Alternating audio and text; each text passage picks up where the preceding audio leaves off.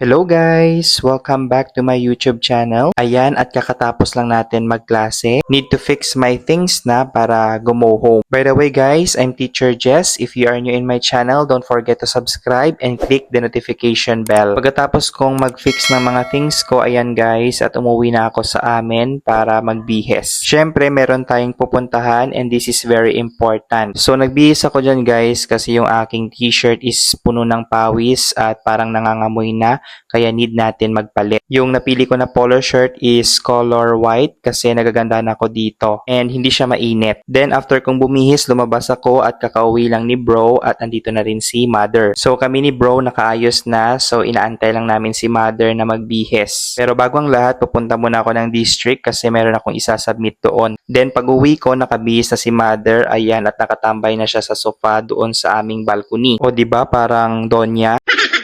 So we are waiting here in our balcony guys kasi meron kaming service na inaantay. So hindi siya car, 3 wheels lang siya mga guys. Kaya don't expect na meron kaming 4 wheels. So ayan naman ako, pa-chill-chill lang while waiting sa aming service nga. Parang hindi stress, no? So medyo natagalan yung aming service dyan mga guys and we don't know kung ano ang nangyayari.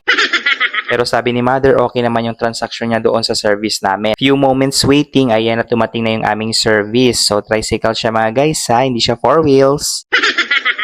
So here na us guys, nasa biyahe na kami, ayan, umuundag.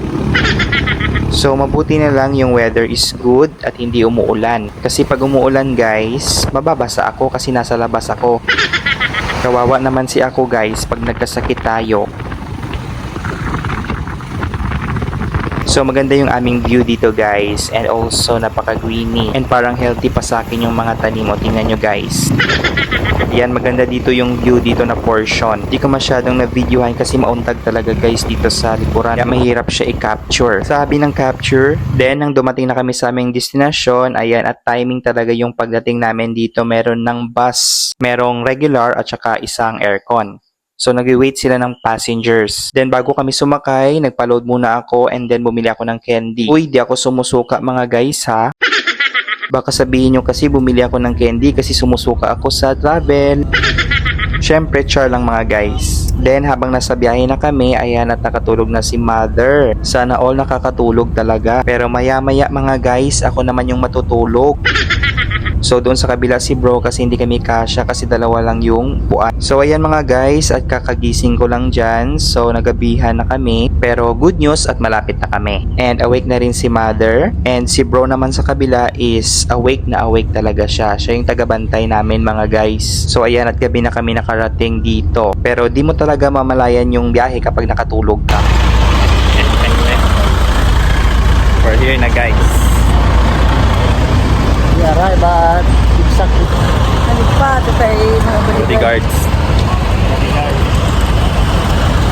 And here guys, nagwi-wait kami dito ng e-bus or jeep, kahit ano yung mauna sa sasakyan namin. So dito pala kami nag-decide na mag-dinner. So of course, SM City. Wow, sana all sweet yung nag-holding hands.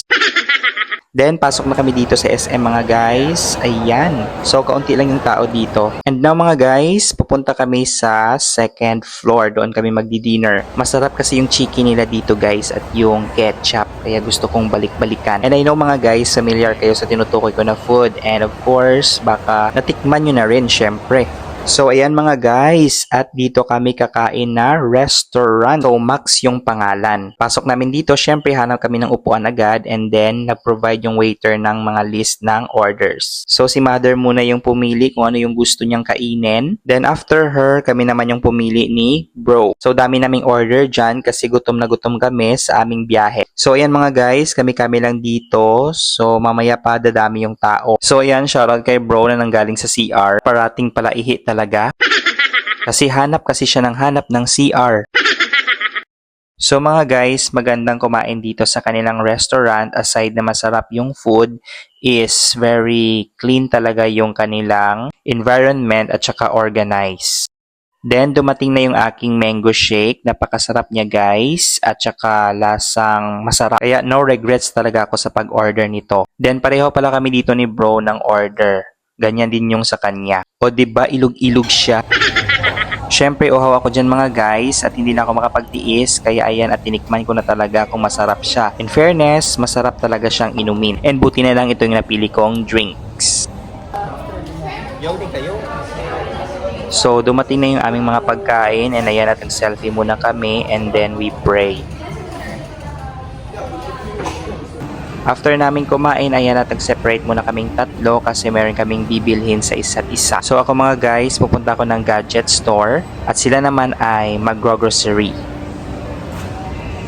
And ito guys, yung pinunta ko dito sa gadget store, ito yung binili ko. Kasi need ko siya guys para hindi magasgasan yung aking tablet. At syempre para hindi mabasag yung kanyang likuran at yung harapan which is the screen. May kamahalan lang siya ng konti pero okay naman siya. And then after kong bumili, ayan at bumaba na ako kasi hinihintay na ako ni bro at ni mother. After namin dito sa SM, nag-proceed na kami sa aming hotel na tutulugan. So ito yung aming kwarto. Spacious siya. Malaki yung bed and merong extra na bed which is good for 3 talaga siya. Then merong TV at saka aircon. Ayan at antok na talaga si mother. So tour ko kayo ng kaunti dito sa aming kwarto. Wow ha, sa amin talaga. So, ito yung CR mga guys. Napakalinis. Ayan. Merong shower at pwede mo ma-adjust yung tubig sa init at lamig. Kaya okay na okay talaga yung aming room. So, ayan. At papatayin ko na yung ilaw mga guys. And meron din sila ditong big mirror. Ayan mga guys. Napakalaki ng mirror nila. So, ayan at malaki yung tiyan ko dyan kasi busog na busog ako sa aming hapunan. And thank you talaga kay mother sa pag-treat niya sa amin ni bro. So, wala na kaming gagawin dyan mga guys kaya matutulog na kami. Ayan at morning na mga guys. So, good morning sa inyo. And meron kaming mga pupuntahan which is very urgent mga guys. Kaya nagising kami ng early. Wow ha, early talaga. And ayan at nag-ayos na kami and we are ready to go na. After namin lininis at inorganize yung room, ayan at mag-check out na kami at kakain ng lunchtime. So, hindi na kami nag-plan mag-breakfast kasi we are on a diet. So, pipinsanin na lang namin doon sa lunchtime. Para busog ba kami guys? Busog pa. Then, after namin dito, ng mga important matters namin, syempre, uwi din kami kaagad. Kasi magastos dito guys.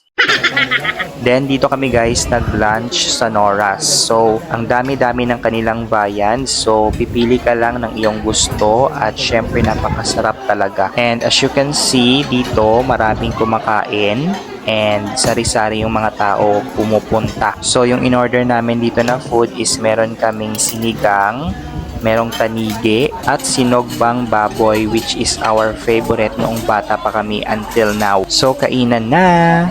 And this is all about my vlog guys. Until next time, God bless everyone. Thank you for watching. Here's our photos.